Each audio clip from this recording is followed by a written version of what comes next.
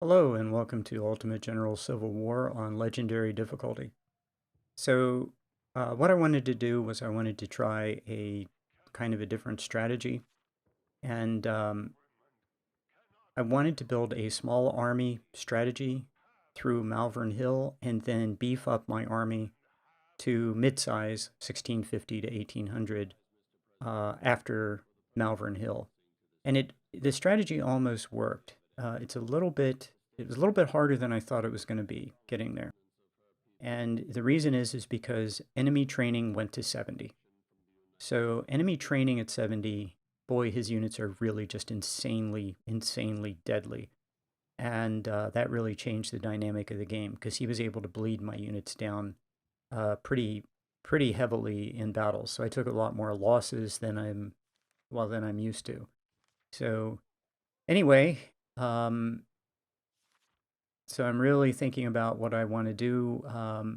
I go with the perks that I talk about in my Brigadier General Small Army strategy, and I think you have to sacrifice a bit in the beginning of the campaign to be able to make these choices.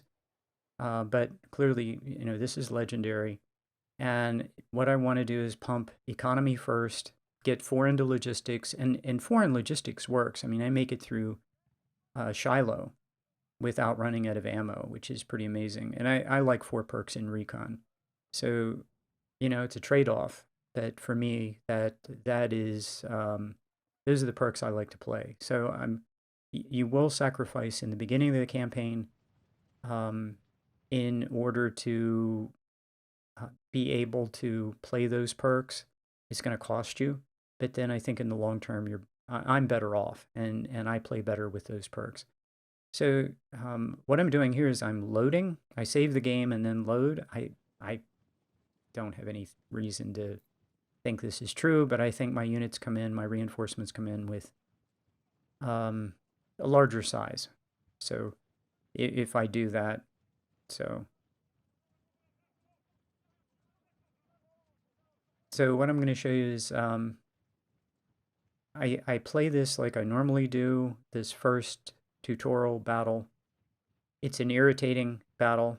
Everything goes fairly well, except the perks I get on my Commander Legendary there are about the worst. No, they are the worst perks I've ever gotten for a commander. Completely useless um, perks. I mean, like if you were to say what are the useless perks that you could mostly useless perks you could possibly get, yeah, that's what I get. So, but that's okay because my avatar almost always goes into like first division commander, and I think he goes into one of the artillery units eventually. But um, yeah, it'd have been nice if I'd gotten some good perks for this playthrough. One of the things right away is the enemy attacks. This is something that's different than Major General. Maybe it is because I moved out so aggressively with my first units. But his detached skirmisher came after me. And this is pretty consistent on Legendary. The AI is hyper aggressive, even more so than on Major General. And I have to say, it caught me a little bit by surprise. I did not expect, I mean, I was covering for it. I had detached skirmishers on my flank just because that's what you do. You just have detached skirmishers covering your flank. And, but man, he came after me. And then he stood there and he fought. I mean, he didn't just roll up. He stood there and he fought hard. And this is consistent. I'm sending another detached skirmisher in case to protect my artillery in case his other skirmisher unit, which is over to the right, decides to take a shot at my artillery. So I want to protect my artillery and get them as much as possible out of this battle. But yeah, two things. The enemy is way more aggressive on Legendary than I was expecting. It has a different feel to it. And maybe, again, I don't know if my game is bugged, but training goes to 70, and his units do a lot more damage per volley, even with crappy weapons. So after Malvern Hill, I start ramping up my army, and I start killing a lot of the enemy. So um, I'm getting total kills that are really high, but training, and someone please leave a comment as you watch my videos. Training just keeps going higher on its way to 70, and but the equipment goes down. So maybe because I'm killing so many of the enemy. So what is different in this playthrough is instead of capturing Harper's Ferries, which I did on Major General, and I think I did on Brigadier General in all of my playthroughs, at a certain point, the enemy starts dropping Harper's Ferries. I get through Antietam, and the enemy's still dropping Tyler, Texas's, which is terrible. The Tyler, Texas it's okay. It's a low-grade weapon, but I need Harper's Ferries. And, if the enemy is dropping thousands of Harper's Ferries, your army is going to be able to be in fairly good shape equipment-wise. If I have to sell the Tylers to buy Harper's Ferries, I'm going to get fewer of them. So to me, it's the worst of all worlds. The enemy has training of 70, so he's going to hit hard no matter what he shoots with. And then he's dropping weapons that aren't very good. So I guess, I was thinking about it. If he had Harper's Ferries and training of 70, he would do even more damage. But, I'm taking high losses, and I'm not getting a payoff for those high losses because of the quality of the weapons the enemy's dropping. So anyway, I without putting anything into politics, I get through Antietam, plenty of men, plenty of money. It wasn't as difficult as I thought it was going to be. But coming out of Malvern Hill, as you'll see, my best units are shot to pieces.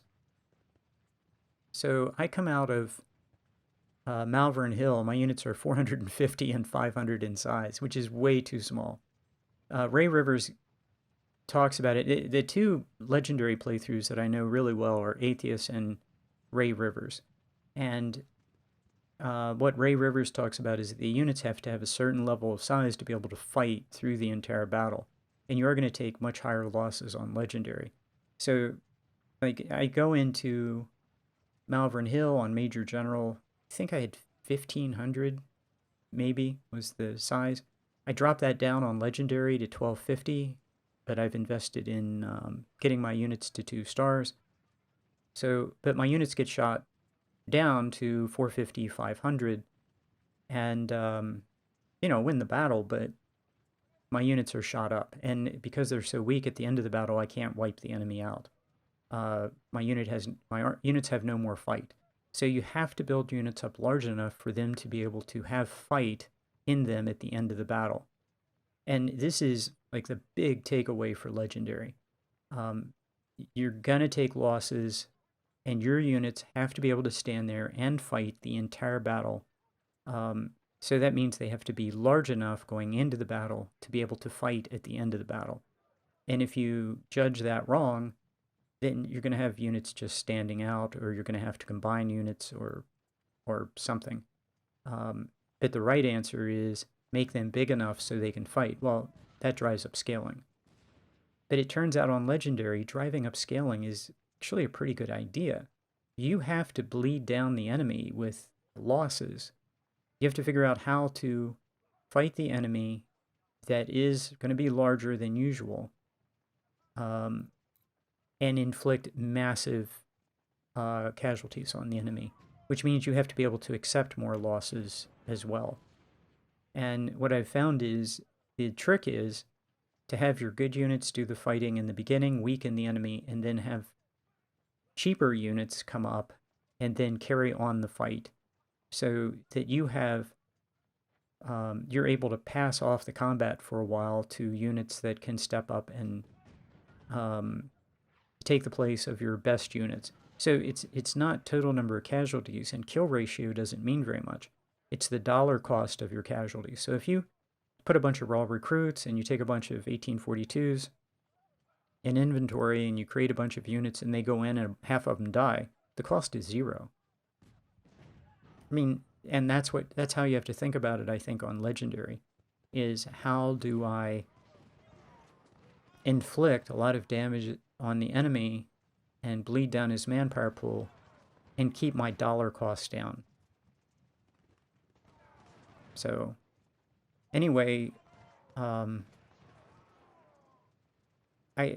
think that I mean, I've seen Ray Rivers play, and he doesn't like to micromanage units, which is fine, but you can really inflict a lot of damage on the enemy by using specialty units. And specialty units require micromanagement. And also, I am doing the usual thing of building a large, like the largest artillery army I've ever built, and the most powerful artillery army I've ever built, right from the beginning. I've never done that before. So, yeah, I sacrifice a bunch of cash just to buy incredibly good weapons. So on the battlefield right now, what you don't want to do is drive that infantry unit. You don't want to drive him across the bridge. And notice how his skirmisher unit just insanely charges forward. This is not the first time that I've seen this. This is now the second time, and it's a trend.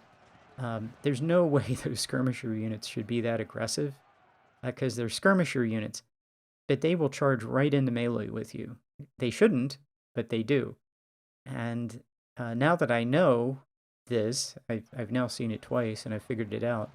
I know to have my cav unit there also to get involved in any melee. So I've pushed up my artillery. I led with detached skirmishers to absorb any shots from this guy in the fort. It's real important not to push that infantry unit back across the bridge, because he'll just go to the flag and defend it, and you don't want him there. So I let him alone. If your detached skirmishers go after him, he will retreat across the bridge and be a pain in the neck. And again, I know I've said this every time I fought this battle, the only point of this phase is to get out of it. Yeah, look how fast he recovers. And so I'm going to shift some artillery over there.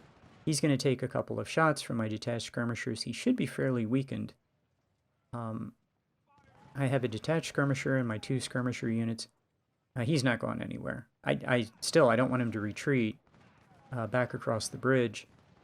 And his infantry unit should be about to retreat. He's taking canister to the face. Here's the other thing. His units will stay in the woods and fight for what seems like forever. Like, I'm trying to get away from him. I don't want to drive him across the bridge. And there he goes. Yeah, that sucks. I did not want him. I should have pulled those guys back. That way, if he had attacked, he would have attacked me further to the left of the map. And then maybe he wouldn't have retreated all the way across the bridge. So now I'm thinking, well, this might be lost at this point. But, and if it is, then you have to fight this stupid tutorial battle a second time. Because if he retreats all the way back to the flag, he can make it really difficult, if not impossible, to take the flag. So, yeah. Anyway, his units will stand and fight, particularly in the woods, forever, especially when training gets to 70 and they're 3-star units. Yeah, it's... and he'll fight down to, say, 200, 150 men, and continue to fight and melee and, just perform incredibly... But again, this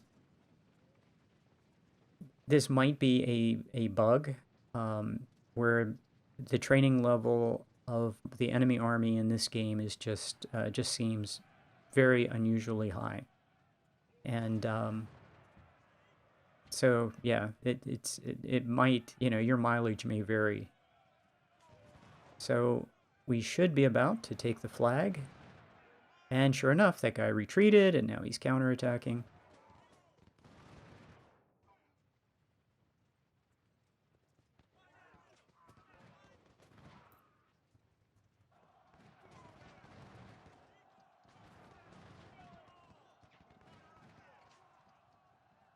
So my detached skirmisher took all the losses.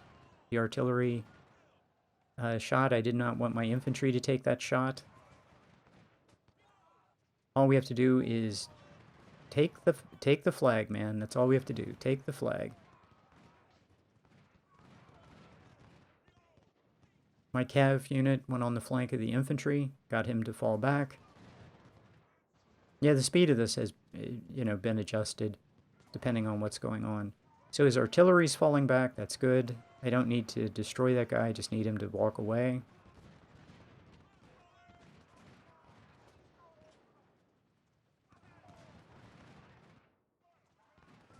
I have the flag. His infantry unit doesn't actually need to retreat.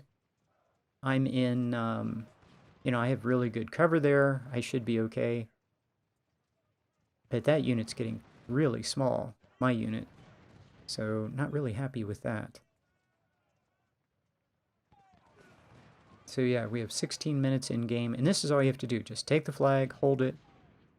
I'm going to merge the real tiny detached skirmishers back into the parent unit.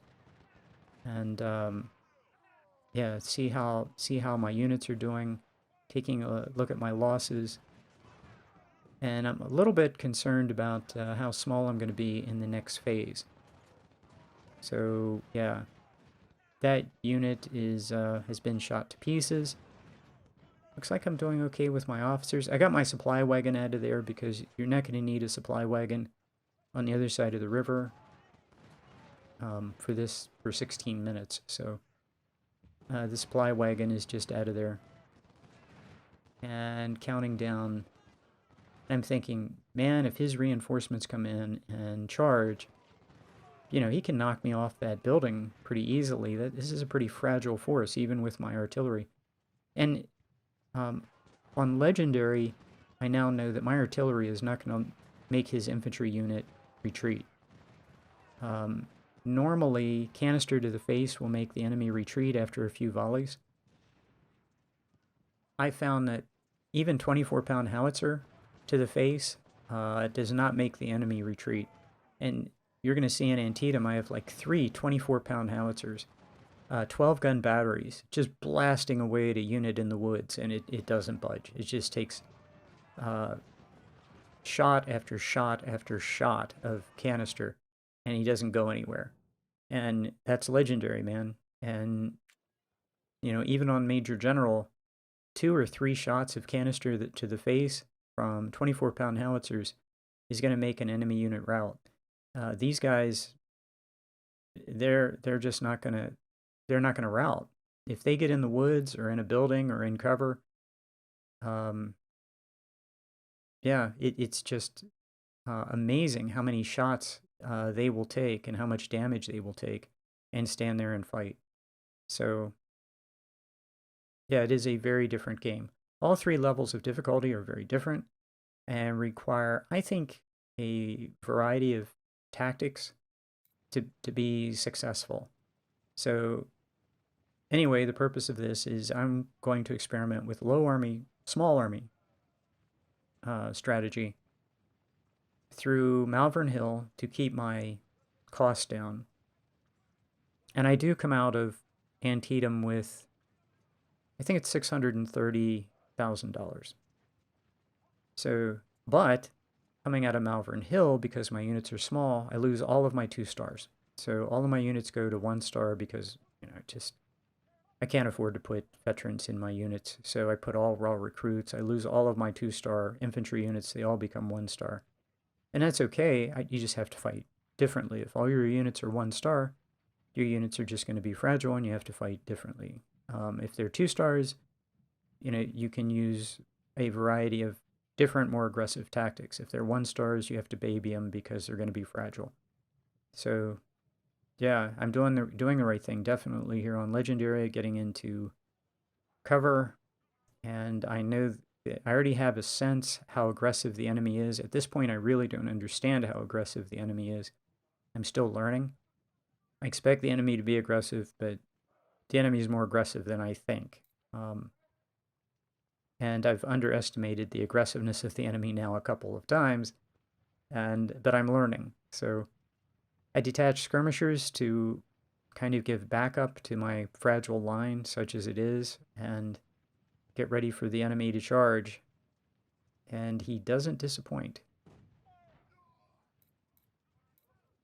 So at this point, I'm thinking, man, I really hope that I can hold this line long enough to make the train retreat, because if I can't, if the train comes in and, you know, my infantry is knocked back, my artillery will have to retreat across the bridges, across the river, and, you know, I don't know how you win this. This is really, I can see how this is an easy battle to lose on any level of difficulty, but especially legendary. So, yeah, one of the things I do is I rotate my artillery fire across the different units on the front line, trying to keep them from charging. That still works on legendary, it just doesn't work as well. So, yeah, and I get my supply wagon out of there again. And I can see the blue dots coming in. I'm, you know, on the strategic map. There they are. Get the supply wagon out of there. Don't need that. Highlight 1st Division of the Allied units. And I just tell them all to move forward. I think about having them run, but I'm going to need these guys to fight. So I make the decision that my guys are going to fight and hold the line until the Allied units get there. And then the Allied units, you know, if I have them run, they'll have 0 condition, and 0 condition in this game is just, I mean, on Legendary is just awful. So, the 10-pound ordnance, or the 3-inch gun, exploding shells will take some of the charge out of a unit. The 6-pounder, the enemy really has to be really close for your gun to do any good at all. So, but I do want to get some hits on these guys just to take the charge. There's some kind of a number that indicate, like this guy that's charging right now. Okay, he has some kind of a number that just set him off. And if I can hit him with exploding shell, maybe I can stop him from getting into melee. I set this guy to run, so my infantry, so he can fall back. I fall back and stay out of melee. Man, I really want to stay out of melee. Have my units fire at this guy at short range. Have my artillery fire canister. And fortunately, nobody else charges. Look at that, man. He's taking shots to the face, and he is not phased. Now my other infantry unit, he's got 2 more infantry, and look at this detached skirmisher. That is nuts. That detached skirmisher is coming in for a charge. So, yeah, so he comes in. Fortunately, I think he got in the way of the other units. So now he has another detached skirmisher coming in for a charge. Okay, that's just complete nonsense. And so I'm going to have my cav charge. That's something that really should be fixed. The detached skirmishers should not charge into melee like that. That's not what detached skirmishers do. So anyway, that's nonsense. Okay, at this point, I think I'm in trouble. And so I set these guys to run. So it was a nice idea, but if he's going to just charge with everybody, this battle can be lost in the next, 5 in-game minutes. If he pushes me off this front line, I'm done. And I only have these 2 now bleeding units.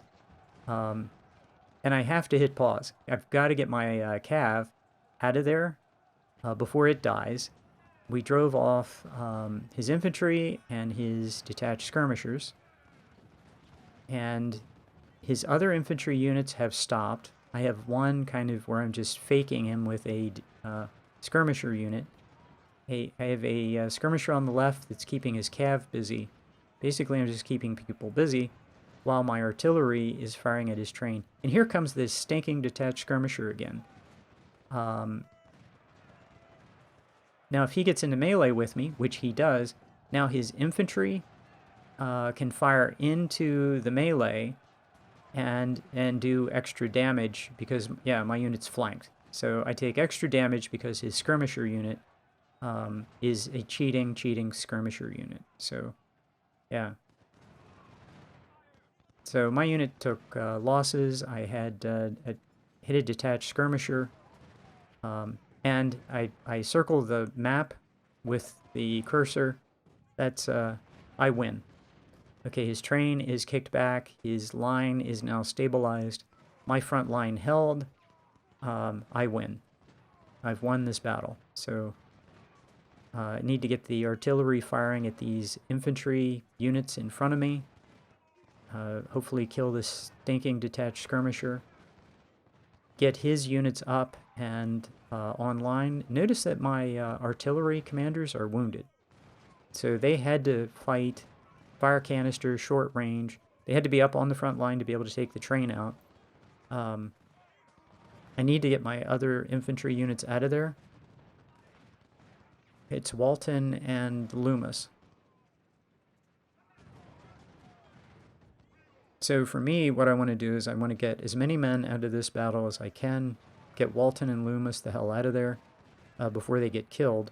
I've already lost 2 officers. I don't want to lose 2 more, but the battle's won. At this point, the reinforcements are up, the battle's won. So I'm going to let my artillery blast away, get the Allied artillery up before I even think about doing anything else. The Allied units have good condition, not terrible. So they can fight. My units can now rest in the back, get the artillery up, and yeah, hopefully come out of this with as many guns as possible in my artillery units, and not lose any more officers, which I shouldn't. So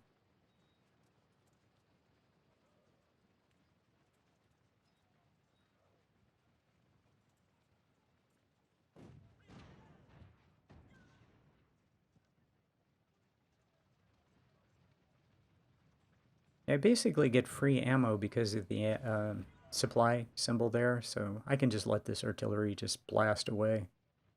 Condition is good. I don't need to rest him.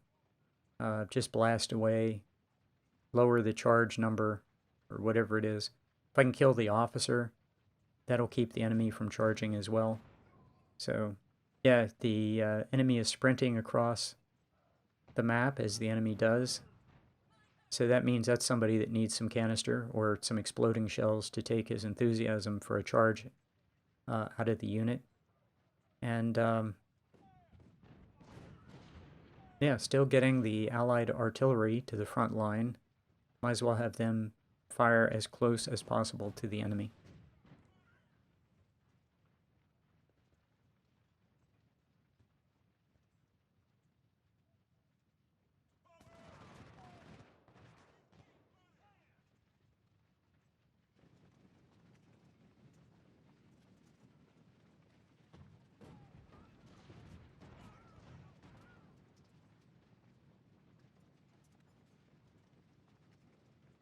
Again, the kill ratios don't seem to mean anything on Legendary. It's how many casualties do your allied units take compared to your units, and what's the dollar cost to you? So if you have a bunch of 1-star units and they take a bunch of casualties, that's actually a good thing, even if you're getting only 1-to-1 exchange with the enemy.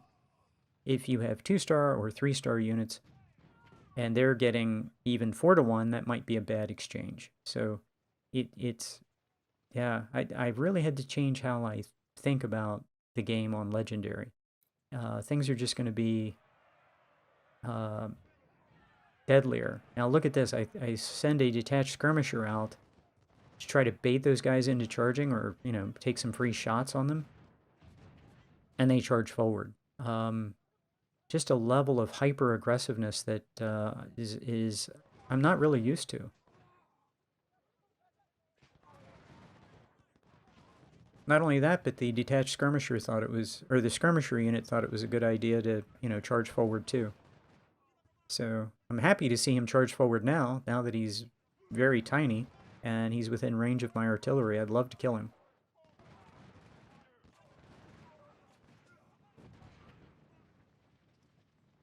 So yeah, the second skirmisher unit thinks he wants to charge. And now I want him to, because I have 4... And I put the guy... For some reason, if you put a skirmisher unit in that fortification, the enemy loses his mind. and I want him to lose his mind and charge. So, yep, captured one. That's nice.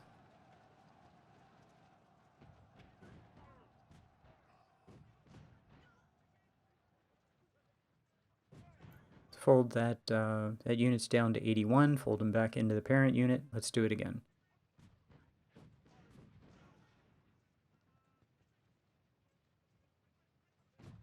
So what I've learned on Legendary is you never take the enemy for granted. Like, if I were playing on, well, Brigadier General, you just walk across the map and wipe the enemy out. If you're playing on Major General, just advance with some artillery, and the enemy won't have much fight to them. You shoot them once or twice, they'll fall back. Look what he's doing on Legendary. I mean, he's just charging right up to get into it. And so what you have to do is you have to, what I had to do is I had to adapt. And the first thing I thought that I figured out was I can use the enemy's aggressiveness against him. That's a unit of under 300 and a skirmisher unit of 130 and another tiny one of 160. And if I can get those guys to charge into the barrels of my canister, that's going to work out really well for me. I don't want to get into melee with these guys, and very soon all of his units are going to be 3-star anyway, and I certainly don't want to get into melee with him. But yeah, I advance, and he's going to charge. I mean, yeah, very, very hyper aggressive. And he never, here's the thing on Legendary, he never loses that. No matter how many losses you inflict on his units or on his army, he is always that level of hyper aggressive. He can be down to 3 units of 200 men and he's going to charge. And you can have an army of 50,000. He doesn't care. He's going to charge. And from a gameplay perspective, it kind of makes sense because his whole army gets replaced for free. He doesn't have to care about casualties. And he doesn't care about casualties. Look, I mean, his army is now really torn up, but if you were playing this on Brigadier General or Major General, he would be falling back right now. He's charging on Legendary. That changes the game completely. So, okay, if he's going to do that, then I'm going to find his flanks. And I'm going to, yeah, roll up the artillery and hit him with canister. He's charging right into melee.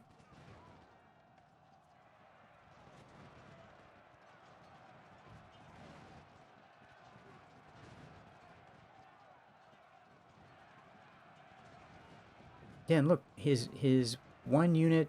Yeah, I'm just overrunning him. I put this on a little bit faster, and I'm just going to chase him back across the map and keep firing into him, and just keep knocking him down. Really, just knock the crap out of him. And the other thing I noticed is melee against these guys is a really good idea because he'll just keep. Notice how he keeps fighting down to 200 men or 150 men, and the unit doesn't shatter. But if you get him in melee with 2 or more units, there's a very good chance that he'll break. So I like to get him into melee with 2 of my units. I was going to charge him there, but he has that detached skirmisher in support. So I don't want to do it. But, I wouldn't be surprised if that unit of 300, if he just stands there and fights to the death. Yeah, he took a bunch more shots. He took a few more casualties, and okay, he fell back. But he's not done. I mean, he's going to keep fighting. So, yeah, get my artillery up to pitch in. And it's just a tougher fight.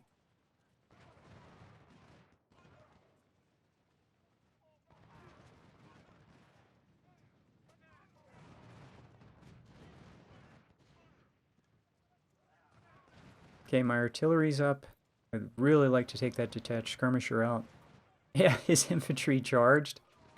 Unbelievable. He had like 390 infantry and charged. Just, yeah, 2 of my units just, they're outnumbered him like 3 to 1 or something, and he charged. Welcome to Legendary. And I think the key to Legendary, or one of the keys, is to use that aggressiveness against him. So, and here is one of the things, if I were doing this battle again, from what I've learned from playing, is you can't ever stop taking him seriously. So right now, I can move my guys into the woods, so I'm in good cover, and then take all my artillery, go ahead and move them up, and blast at short range with artillery. The other thing, that having your artillery move actually builds condition for the next battle. So having your units move at the end of the battle is actually a good thing. So yeah, he's down to 173, and I charge him with Cav, detached skirmisher, infantry and support. You know, it's his units. No matter how small they get, you know they're gonna fight. So yeah, this guy, less than 300 men. I'm gonna hit him with, how many units do I have? A whole bunch. Yeah, there I fired a volley, and I don't think it did anything. Okay, that guy finally died.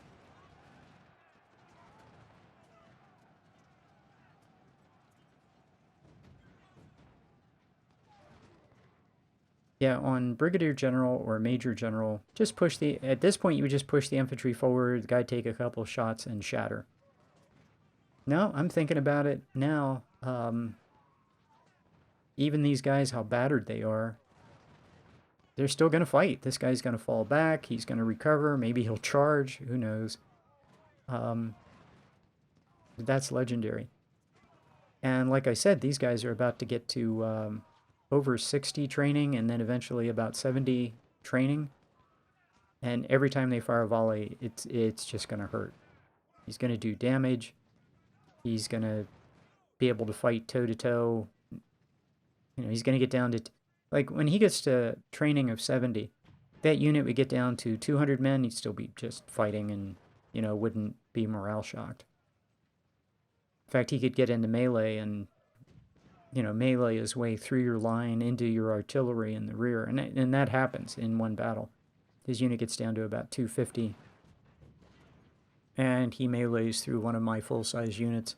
Comes out the other side. He retreats, but he retreats into my artillery, melees through that.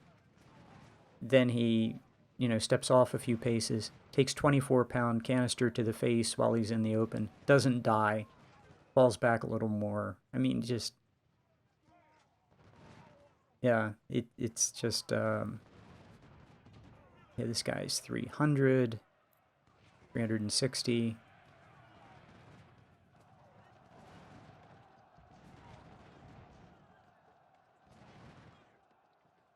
Now he's in the water. And he still doesn't die. 270, doesn't die. Yeah, fighting the whole way.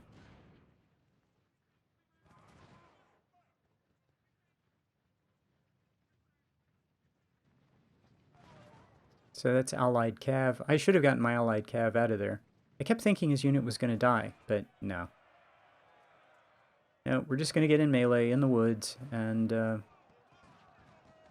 you know, his battered infantry unit actually won the combat. And that's, yeah, that's Legendary.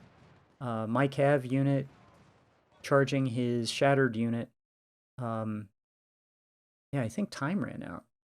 Yeah, I didn't kill that, the infantry unit. He survived the battle.